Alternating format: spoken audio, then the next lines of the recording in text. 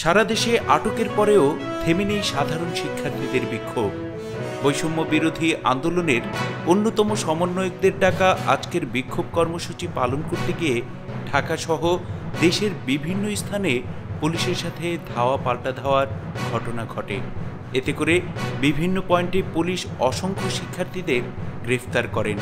সকাল থেকে রাজশাহী বিশ্ববিদ্যালয়ে বিক্ষোভ কর্মসূচি পালন করেন। সাধারণ শিক্ষার্থীদের ডাকা এই কর্মসূচিতে সেখানকার শিক্ষকরাও যোগ দেন এবং সংহতি প্রকাশ করেন। এক শিক্ষক ছাত্রদেরকে এই প্রজন্মের মুক্তিযোদ্ধা হিসেবে আখ্যায়িত করেন। এদিকে ঢাকায় Mirpur 10, Badda, Dhanmondi, science lab, ECB চত্বরে আন্দোলনরত শিক্ষার্থীদের অনেককেই আটক করে পুলিশ। পল্টন মোড় থেকে 4 জন শিক্ষার্থীকে আটকের খবর পাওয়া যায়। এছাড়াও ব্র্যাক ইউনিভার্সিটি, নর্দার্ন ইউনিভার্সিটি সহ কয়েকটি বিশ্ববিদ্যালয়ের শিক্ষার্থীদের আটকের ঘটনা জানিয়েছেন প্রতিষ্ঠানের শিক্ষকগণ। এতে করে তারা উদ্বিগ্ন ও মর্মাহত বলে জানান। শিক্ষকরা ছাত্রদের দ্রুত মুক্তির দাবি জানান।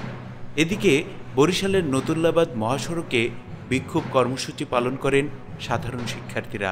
তারা দাবি জানান অতি দ্রুত সময়ের মধ্যে সকল সমন্বয়ক সহ সাধারণ শিক্ষার্থীদের মুক্তি ও 9 দফা দাবি বাস্তবায়ন করতে হবে, অন্যথায় তীব্র থেকে তীব্র আন্দোলনের হুঁশিয়ারি উচ্চারণ করেন।